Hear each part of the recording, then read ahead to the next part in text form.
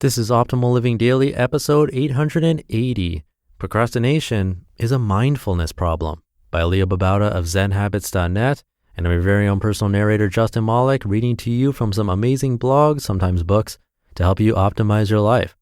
I have another post from Leo of Zen Habits, but first, thanks to Canidae. You feed yourself nourishing good food to stay healthy. Shouldn't your pet also get the same? That's why I feed my dog Canidae. Canidae is an independent and family-owned pet food company who uses the same care and the same quality ingredients they want for their own pets when making their pet foods.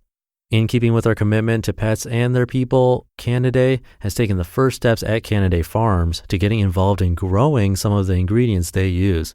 Go to Canidae.com/podcast to try Canidae for free by requesting a free sample and get other special offers. That's CANIDAE.com/podcast. But for now, let's get to the post and start optimizing your life. Procrastination is a mindfulness problem by Babauta of Zen Habits.net. We all procrastinate, and by and large, we all know the solutions to our procrastination. I put off writing this article, ironically I know, by doing a bunch of smaller tasks, for example.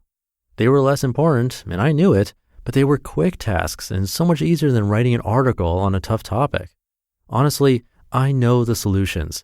Clarify what task is most important, clear away everything but this more important task, clarify my motivations for this task, break it down into something smaller and easier if I feel difficulty. These aren't hard solutions, but they don't work unless you're aware of what you're doing. You can't step back to clarify what your most important tasks are unless you realize you're procrastinating in the first place. You can't break a task into small steps unless you realize you're dreading the task. You can't clear away distractions unless you realize you've been following the urge to go to these distractions. Awareness is everything with procrastination. The problem isn't finding solutions to procrastination, it's being aware of what's going on in the first place. Once we know what's happening, the fixes are fairly easy. The problem isn't just being aware of what's going on, it's remembering to be aware. This remembering is what mindfulness is about.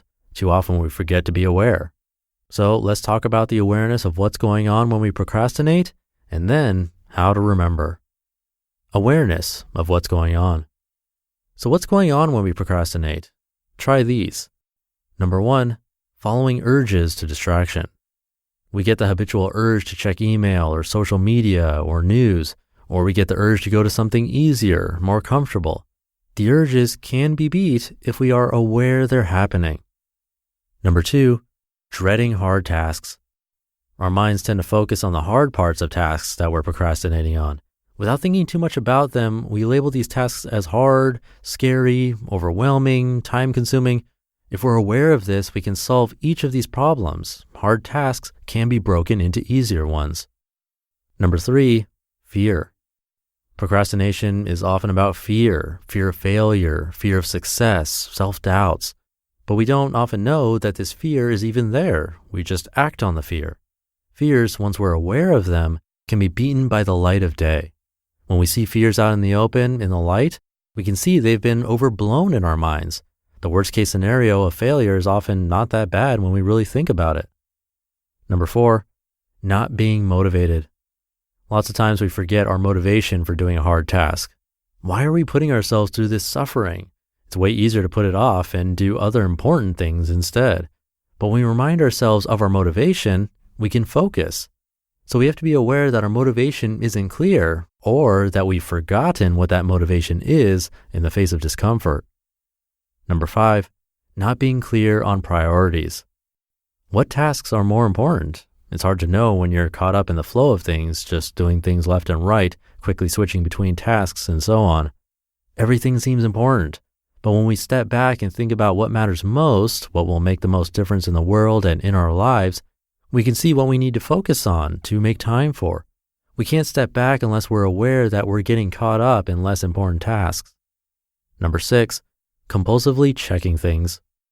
Often we compulsively check email, social media, blogs, news sites, etc. We have those tabs open all the time and go and check them every few minutes. Why? What need are we fulfilling? Often it's a need to be up to date on everything, a fear that we might miss something. And often it's just a temporary pleasure of getting something new in our inboxes, of finding something interesting or pleasurable. These are some of the more common examples of what's going on when we procrastinate. But how do we become aware? How do we remember to be aware? How to remember?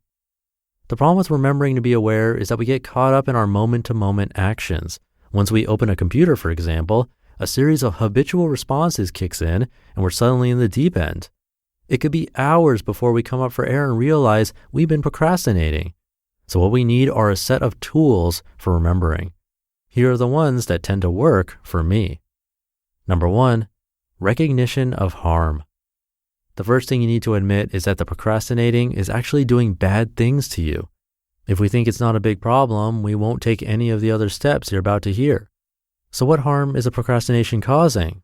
Well, it might be stopping you from achieving your dreams or big goals, from pushing your boundaries and learning new things. It might be causing you anxiety and making your work suffer. Number 2, commitment. Making a commitment to being aware is a great tool for remembering. What kind of commitment?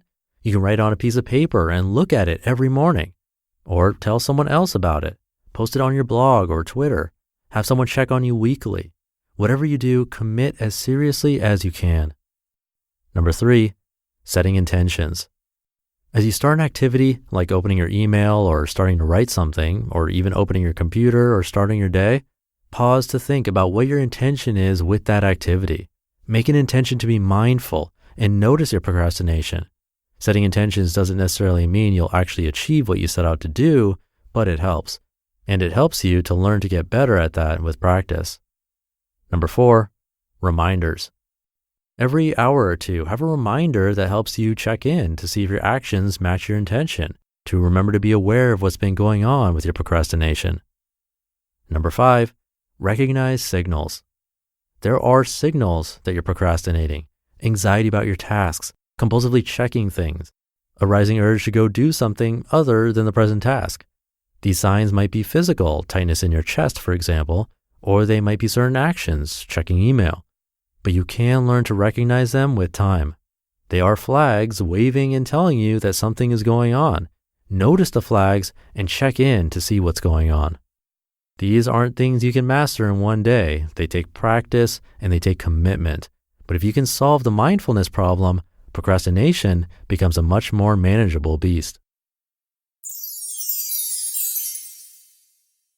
You just listened to the post titled Procrastination is a Mindfulness Problem by Babauta of Zen Habits, and&nbsp.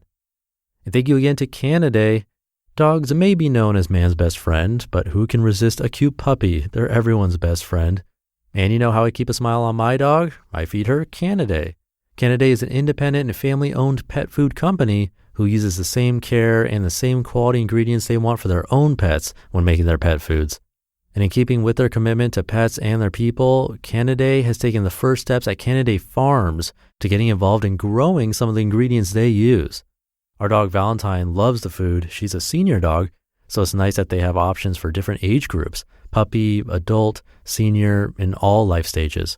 Plus they have treats, which she loves. Go to Canidae.com/podcast to try Canidae for free by requesting a free sample, and you'll get other special offers. That's CANIDAE.com/podcast. Again, that's Canidae.com/podcast to try Canidae for free. That will do it for today. I'll be back tomorrow with another post. I'll see you there in the Thursday show where your optimal life awaits.